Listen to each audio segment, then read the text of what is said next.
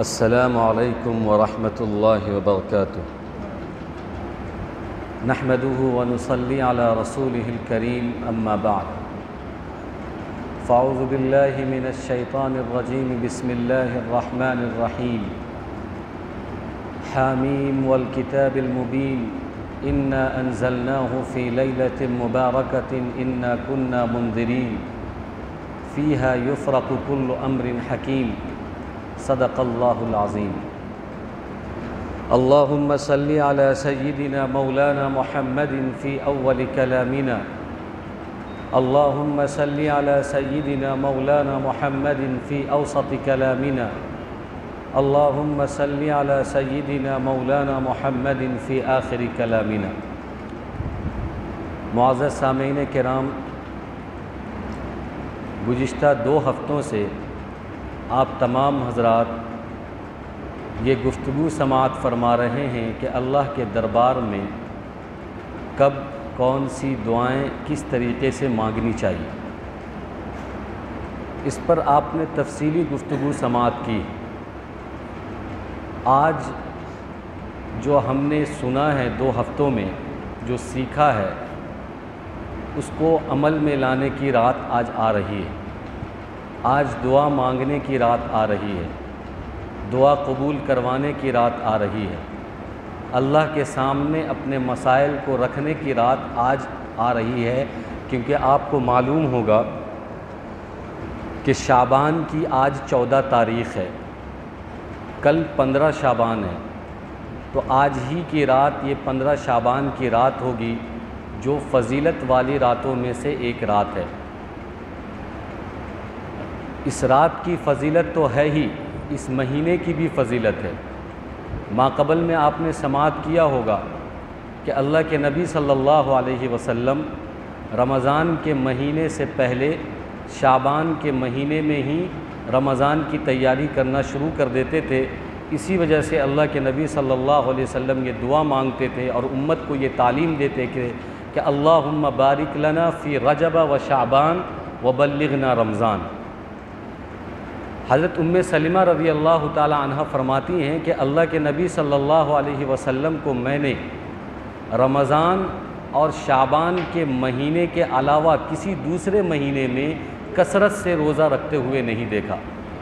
فرماتی ہیں رأیت النبی صلی اللہ علیہ وسلم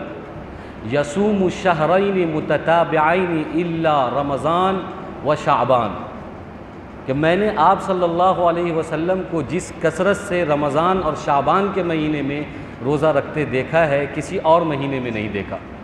تو اس سے یہ بات سمجھ میں آتی ہے کہ شعبان کا مہینہ تو فضیلت والا ہے ہی، لیکن بالخصوص اللہ تبارک و تعالیٰ اس کے اندر ایک رات ہمیں عطا کرتا ہے، جو رات شب برات کی رات ہوتی ہے، جو 15ویں شب یعنی شعبان کی 15ویں رات ہوتی ہے۔ اس رات کی بھی فضیلت ہے، اس رات کی بھی خصوصیت ہے، اس رات میں بھی دعائیں اللہ تبارک و تعالیٰ بندوں کی قبول کرتا ہے۔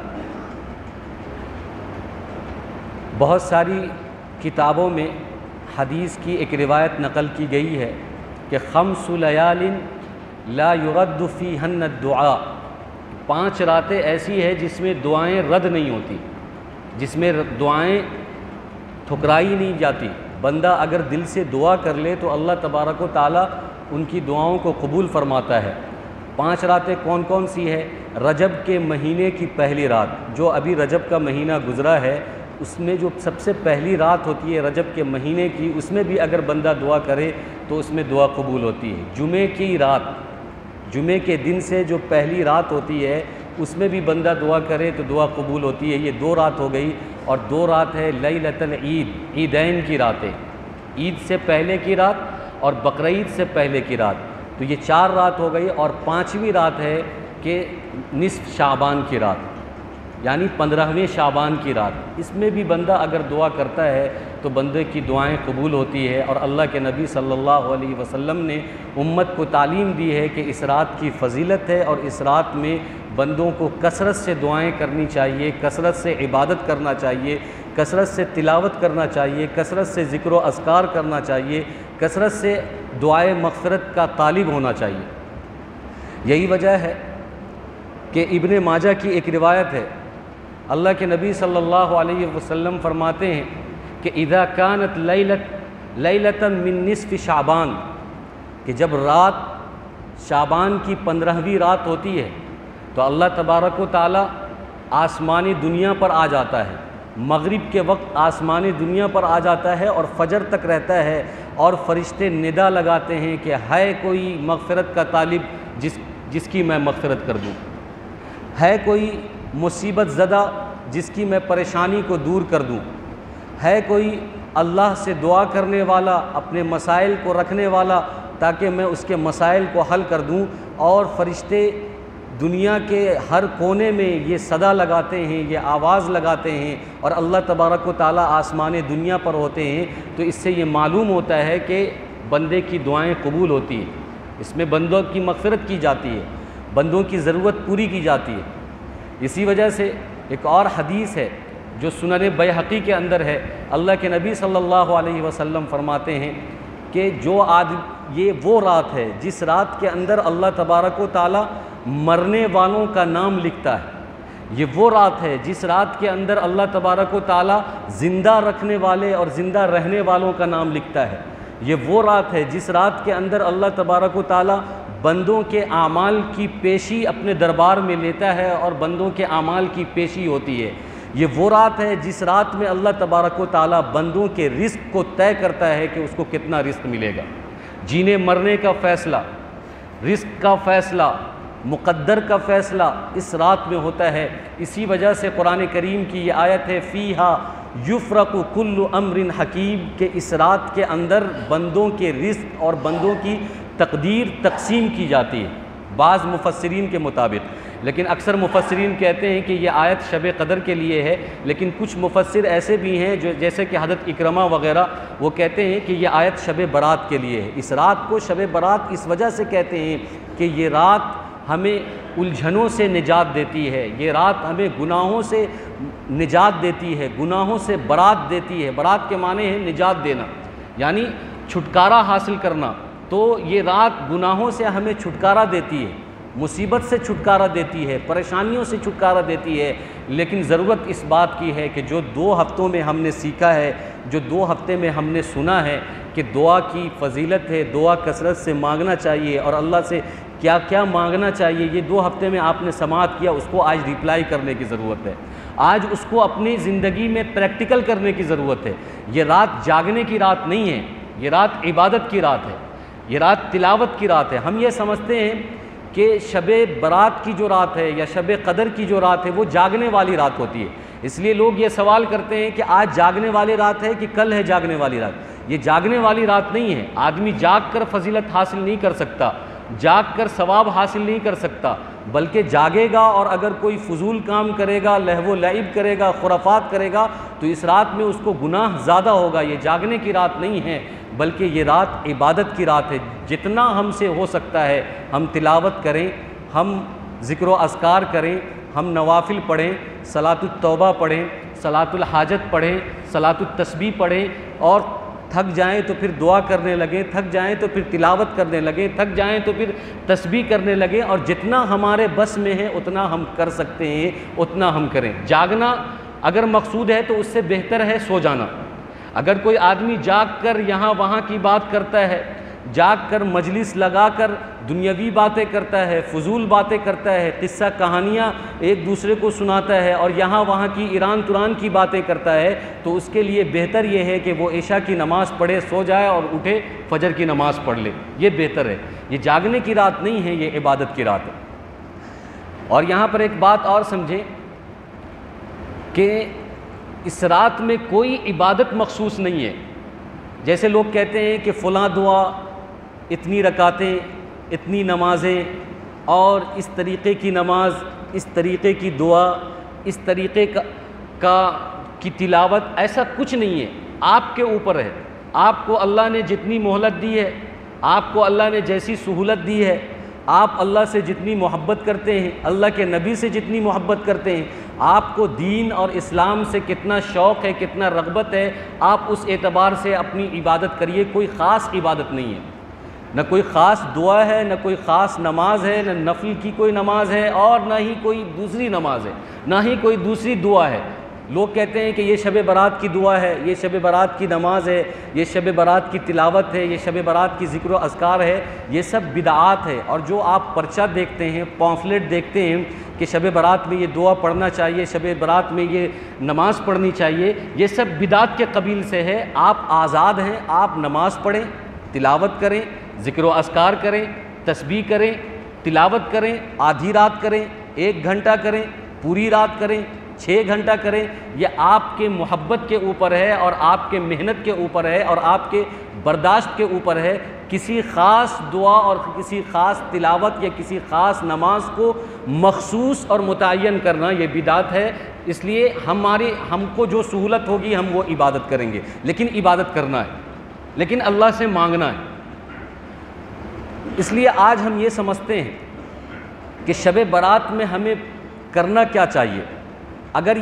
یہ آپ یاد کر لیں کہ ہمیں کیا کرنا چاہیے تو آپ کو سہولت ہوگی شب برات میں ہمیں کیا کرنا چاہیے۔ اس کے لیے ہمیں بہت آسانی کے ساتھ ہم اس رات کو صحیح طریقے سے گزار سکتے ہیں اور اس رات میں صحیح طریقے سے عبادت کر سکتے ہیں۔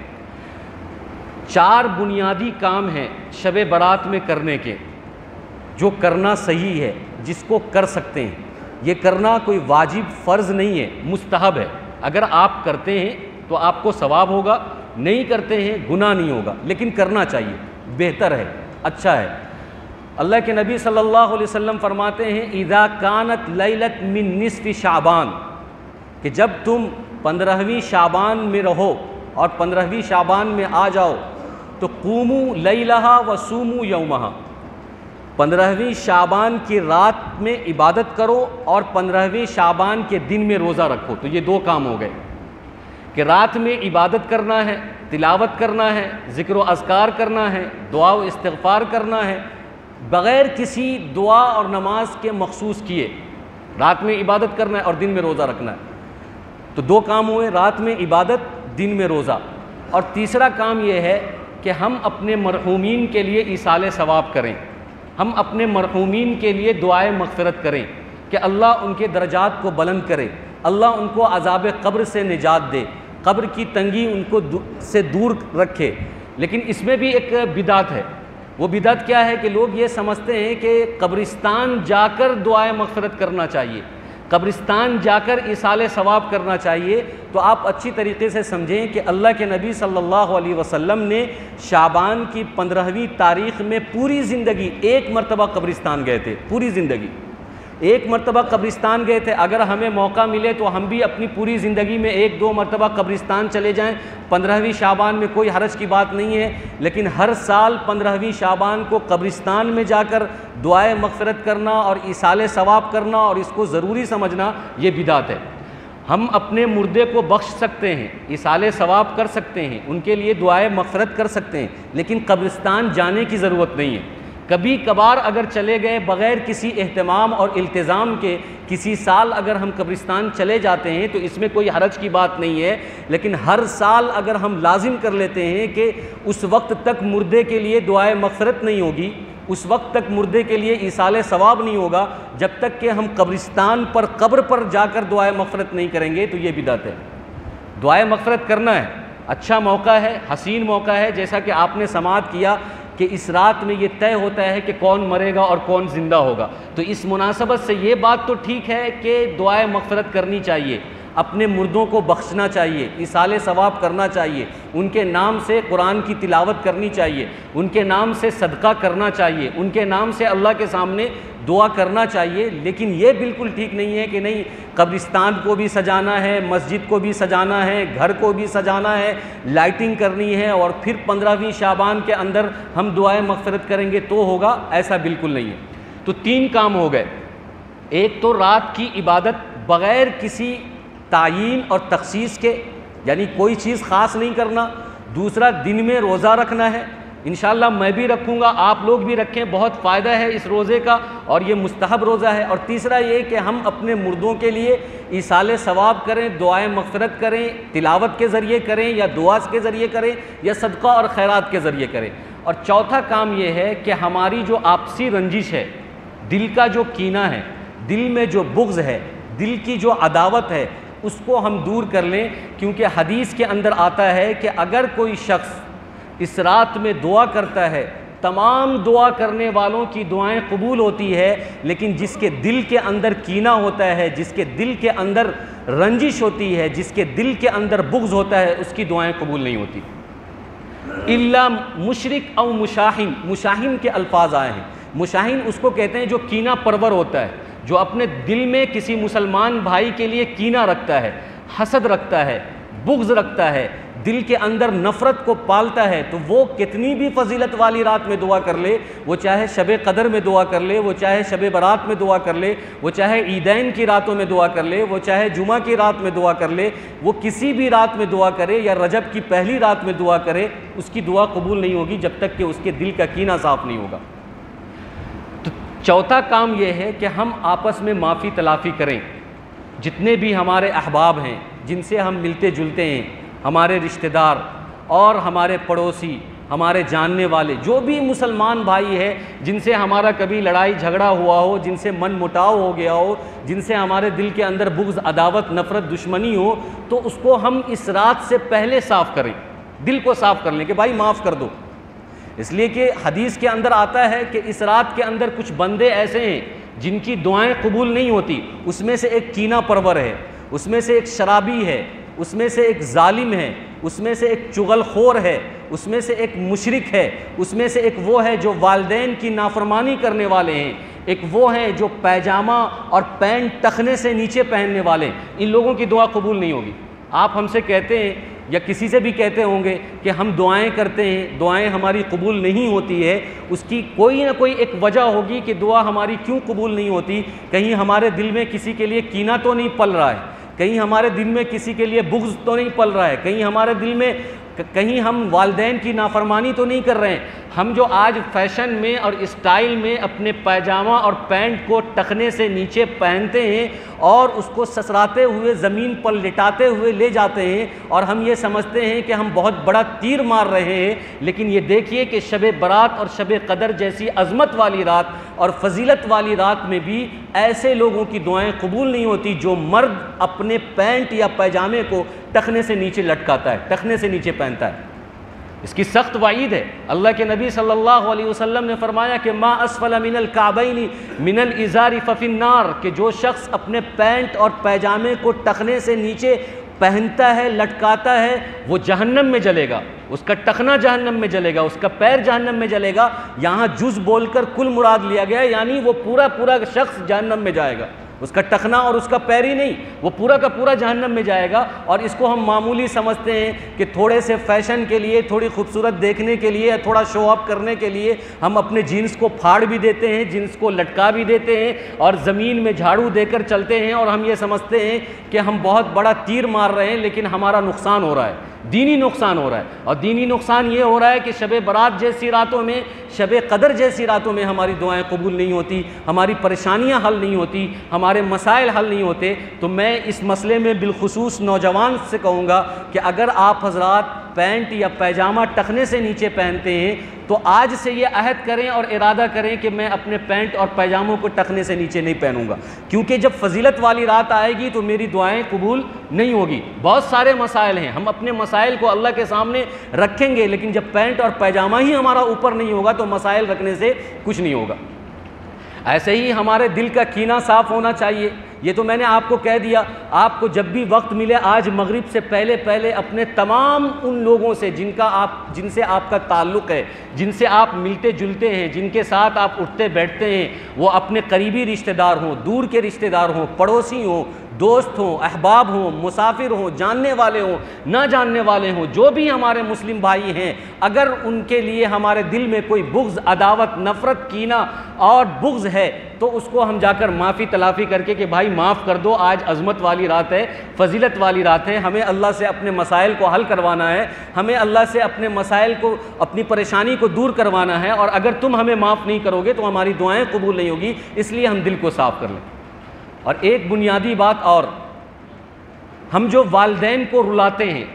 ان کو ڈانٹتے ہیں، ان کو جھپٹتے ہیں، ان کی اطاعت نہیں کر کے، ان کی فرما برداری نہیں کرتے، ان کو ستاتے ہیں، ان کو تکلیف دیتے ہیں، ان کی جو بنیادی زندگی کی ضرورت ہے وہ مہیا نہیں کرتے، اور سوچتے ہیں کہ والدین ہمارے کمزور ہیں، کچھ نہیں کر سکتے، نہ مار سکتے ہیں، نہ ڈانٹ سکتے ہیں، وہ تو خود صحت سے معذور ہے، تو ہم ان کو ڈانٹ پلاتے رہتے ہیں۔ تو ہمارے اگر والدین ہمارے ساتھ موجود ہیں تو سب سے پہلے ہم اپنے والدین سے جا کر معافی مانگیں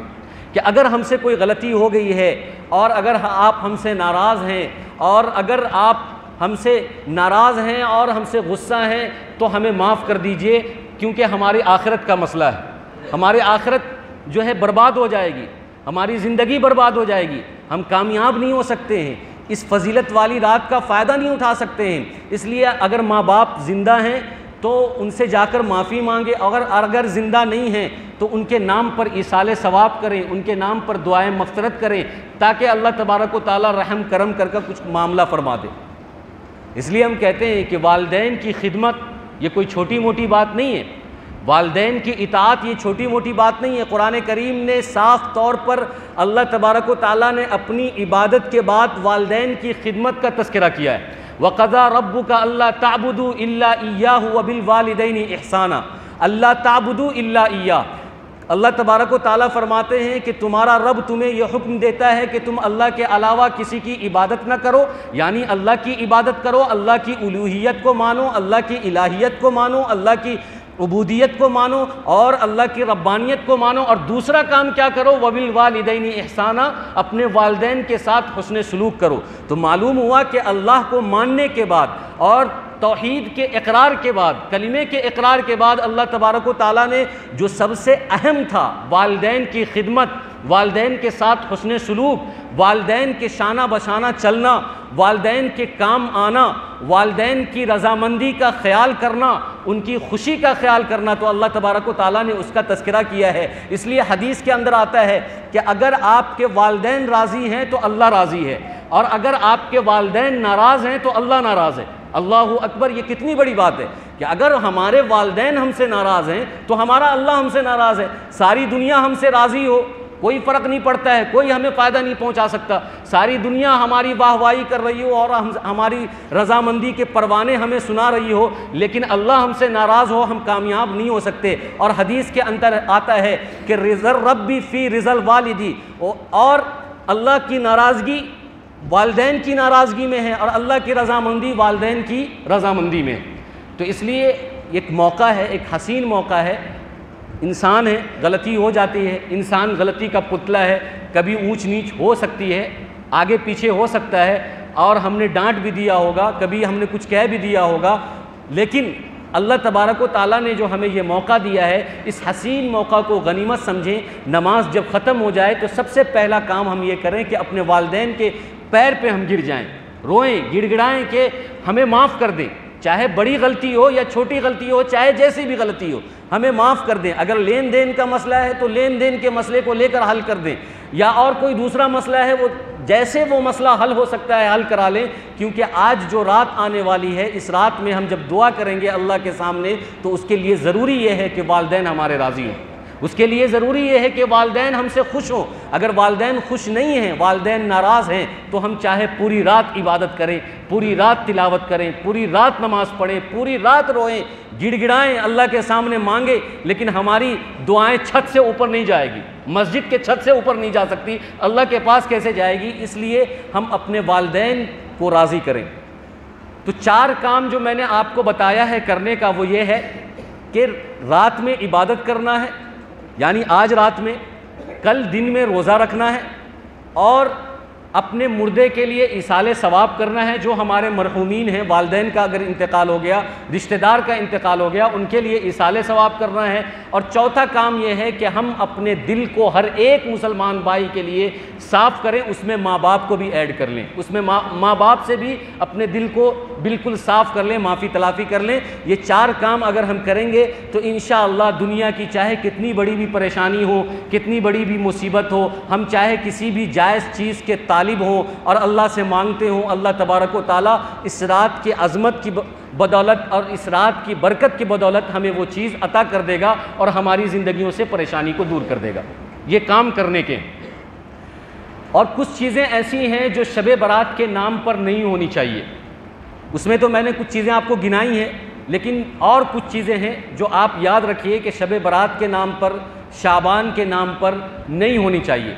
کسی طریقے کا کوئی خاص اہتمام چاہے مسجد میں ہو یا گھر میں ہو نہیں ہونا چاہیے. ہم یہ سمجھتے ہیں کہ یہ شب برات جو ہے 15ویں شب، یہ عید کے جیسا ہے. اس میں لوگ نہاتے بھی ہیں، ٹھیک ہے، نہا لیا تو نہانا تو مستحب ہے، آدمی نہا لیا، لیکن نیا کپڑا پہنتے ہیں اور عطر بھی لگاتے ہیں ٹھیک جمعہ کی طرح اور عید کی طرح، اور اچھا کھانا بھی بناتے ہیں، گھر کو بھی سجاتے ہیں، گھر کو سنوارتے ہیں، لیپتے ہیں، پوکتے ہیں، ڈیکوریشن کرتے ہیں، لائٹنگ کرتے ہیں. تو جان لیجئے کہ یہ بدعت ہے. شب برات کا اس سے کوئی تعلق نہیں ہے.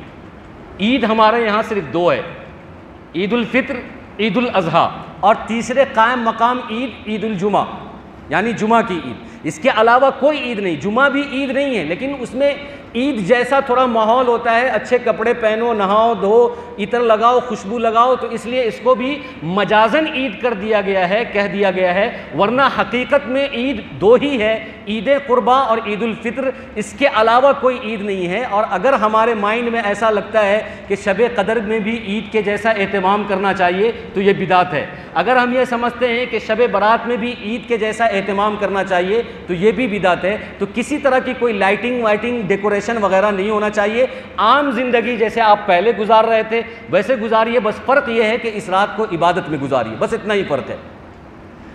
ایک چیز جو خاص طور پر ہمارے معاشرے کے لوگ کرتے ہیں اور بعض گھروں میں آج بھی ہوتا ہوگا، وہ یہ ہے شب برات کا حلوہ. شب برات کا حلوہ، اور اس کو جو ہم یہ سمجھتے ہیں کہ شب برات کا حلوہ ضروری ہے، اس میں میٹھا پکنا چاہیے، میٹھا کھانا چاہیے، حلوہ بنانا چاہیے، پڑوسی میں اس کا بینا دینا چاہیے، پڑوسیوں میں اس کو بانٹنا چاہیے، کیونکہ شب برات ہے. اور اس میں اگر حلوہ ہم نہیں پکائیں گے تو اس رات کی عظمت اور فضیلت ہمیں حاصل نہیں ہوگی. تو یہ جان لیجئے کہ شب برات اور اس کا حلوہ یا اس کی کوئی بھی خاص غذا یا اس کا کوئی بھی خاص ڈش، یہ سب بدعت ہے. کوئی بھی کھانا مخصوص نہیں ہے. آپ اگر روز حلوہ بناتے ہیں، آج بھی بنا لے، کوئی حرج کی بات نہیں ہے. لیکن خاص طور پہ سال میں ایک دن اور ایک رات، یہ شب برات کے دن قسم قسم کا حلوہ بنانا، سوجی کا اور چنے کا اور پتہ نہیں کیا کیا حلوہ بنانا، اور پھر محلے میں تقسیم کرنا، اور پھر اس کو عبادت اور ثواب سمجھنا، یہ بہت گھنونا قسم کا بدعت ہے. جو میں اس سے پہلے بہت خلاصے سے آپ کے سامنے گزشتہ سال میں نے رکھا تھا، جب میں شب برات کے اوپر بات کر رہا تھا کہ یہ کہاں سے آیا اور کیسے آیا، وہ ساری باتیں میں آپ کے سامنے رکھ چکا ہوں. بس آپ یہ سمجھیں کہ یہ ایک بدعت ہے اور بدعت سے بچنا ہے. کیوں؟ اس لیے کہ کل بدعت ضلالہ وکل ضلالۃ فی النار، کہ ہر بدعت گمراہی ہے اور ہر گمراہی جہنم میں لے جانے والی ہے. حدیث کے اندر آتا ہے کہ من احدث فی امرنا ھذا ما لیس منہ فہو رد، کہ جو شخص دین کے اندر کوئی نئی چیز، نئی بات کو پیدا کرتا ہے وہ مردود ہے، وہ قابل قبول نہیں ہے. اب ہم پیسہ خرچ کر کے حلوہ بناتے ہیں 500 600 1000 روپے کا، اور اس پر کوئی ثواب نہیں ہے اور اس پر کوئی جو ہے فائدہ نہیں ہے. یہ سب بیکار کی چیزیں ہیں. اس لیے ہم اس سے بچیں. کرنے کے جو 4 کام ہیں وہ میں نے آپ کو بتا دیا ہے، یہ کریں. انشاءاللہ اس رات کی عظمت، اس رات کا فائدہ، اس رات کی اہمیت اور اس رات کی فضیلت ہمیں حاصل ہو جائے گی. ایسا ہی ہمارے یہاں ایک عقیدہ ہے، اور وہ عقیدہ یہ ہے کہ ہم یہ سمجھتے ہیں کہ شب برات کے دن، جیسے آپ نے ابھی یہ سماعت کیا کہ مردوں کو بخشنا چاہیے، بہت اچھی چیز ہے، بخشنا چاہیے. ایسے ہر دن اور ہر رات میں مردوں کو ایصال ثواب کرنا چاہیے. لیکن اگر کوئی خصوصیت کے ساتھ شب برات کی رات میں 15ویں شب میں، شعبان کی 15ویں شب میں اپنے مردوں کو بخشتا ہے، کوئی حرج کی بات نہیں ہے. قبرستان جانے کو الزام اور التزام نہ کرے قبرستان جانے کا، بخش سکتا ہے. لیکن ساتھ ساتھ میں یہ بھی عقیدہ بہت سارے گنوار لوگوں نے، ان پڑھ لوگوں نے یہ کر لیا ہے کہ گھر کو لیپتے ہیں، پوتتے ہیں، اور ایک بڑی سی سینی ڈالتے ہیں، اور اس سینی میں حلوہ ملیدہ ڈالتے ہیں، اور ہر وہ غذا ڈالتے ہیں جو مردے کو پسند ہوتا ہے. مثال کے طور پر 1 سال پہلے اگر کسی رشتہ دار کا انتقال ہو گیا تو ان کو جو جو چیزیں پسند تھی ایک بڑی سینی میں ڈال کر، اگر بتی اور موم بتی جلا کر جو ہے صندوق کے نیچے یا کسی جگہ مٹی سے لیپ کر ڈال دیتے ہیں، اور یہ سمجھتے ہیں کہ فلاں مردہ جو ہے قبر سے اٹھ کر آئے گا، اس کو چکھے گا، اس کو کھائے گا، پھر جائے گا، کیونکہ آج شب برات ہے، آج 15ویں شب ہے. یعنی روحوں کے واپس ہونے کا عقیدہ یہ صحیح نہیں ہے، ہم آپ کے اندر نہیں ہوگا آلموسٹ، میں یہ سمجھتا ہوں کہ آپ لوگ ایسا نہیں کرتے ہوں گے، لیکن کچھ گھروں میں اگر ایسا ہے تو سمجھ لیجئے کہ یہ ہندوانہ عقیدہ ہے، یہ ہندوؤں کا عقیدہ ہے۔ ایک بار مرنے کے بعد روح کی واپسی نہیں ہے، ایک بار جو قبرستان میں چلا گیا وہ چلا گیا، وہ چاہے جیسے گیا، اپنی موت سے مرا یا خودکشی کر کے مرا یا ڈوب کر مرا یا فطرت کی موت سے مرا، وہ چاہے جیسے مرا قبرستان گیا تو پھر واپس آنے کا نہیں ہے، اس کے روح کا حساب اور کتاب فرشتے اس سے قیامت تک لیتے رہیں گے، اور پھر وہ قیامت میں اپنے قبر سے اٹھے گا، گھر واپس نہیں ہوگا۔ اب کوئی بلی اس کا کھانا یا حلوہ کھا لیتی تو وہ یہ سمجھتا ہے کہ مردہ آ کر کھا لیا اور کھا کر چلا گیا، تو یہ بھی عقیدہ صحیح نہیں ہے۔ جو ہمارے یہاں چلتا ہے وہ ہے حلوہ،